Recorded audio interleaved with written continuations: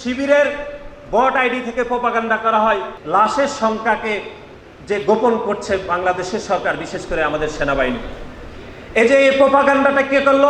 এই প্রোপাগান্ডার শুরুতে প্রোপাগান্ডা করেছে জামাতে ইসলামের আমির। গণ অভ্যুত্থান পরবর্তী সময়ে ঢাকা বিশ্ববিদ্যালয়ের কিছু দুষ্কৃতিকারী সংগঠকদের সহায়তায় তারা ঢাকা বিশ্ববিদ্যালয়ে স্বাভাবিক কার্যক্রম পরিচালিত করছে।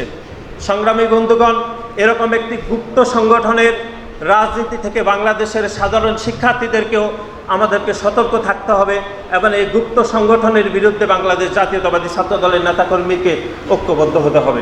আপনি দেখেছেন তারপরের দিন মাইলস্টোন কলেজের শিক্ষার্থীরা তারা ধর্মঘট করেছে, তারা অবস্থান ধর্মঘট করে কয়েকজন উপদেষ্টাকে আটক করেছে এই অপরাধে যে তারা মনে করছে, তাদের ভাষায় বলেছে যে লাশের সংখ্যাকে যে গোপন করছে বাংলাদেশের সরকার, বিশেষ করে আমাদের সেনাবাহিনী। এই যে এই প্রোপাগান্ডাটা কে করলো? এই প্রোপাগান্ডার শুরুতে প্রোপাগান্ডা করেছে জামাতে ইসলামের আমির। তিনি বলেছেন যে 100-এরও বেশি মানুষ মারা গিয়েছে। এইরকম প্রোপাগান্ডা করে কোমলমতি শিক্ষার্থীদেরকে বিভ্রান্ত করছে, বাংলাদেশের মানুষকে বিভ্রান্ত করছে, আমাদের সেনাবাহিনীকে তারা সেনাবাহিনীকে নিয়ে তারা মিথ্যাচার করেছেন। শিবিরের বট আইডি থেকে প্রোপাগান্ডা করা হয়।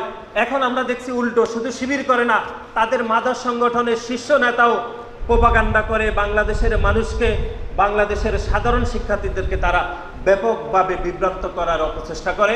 সংগ্রামী বন্ধুগণ, এরকম একটি গুপ্ত সংগঠনের রাজনীতি থেকে বাংলাদেশের সাধারণ শিক্ষার্থীদেরকেও আমাদেরকে সতর্ক থাকতে হবে এবং এই গুপ্ত সংগঠনের বিরুদ্ধে বাংলাদেশ জাতীয়তাবাদী ছাত্র দলের নেতাকর্মীকে ঐক্যবদ্ধ হতে হবে।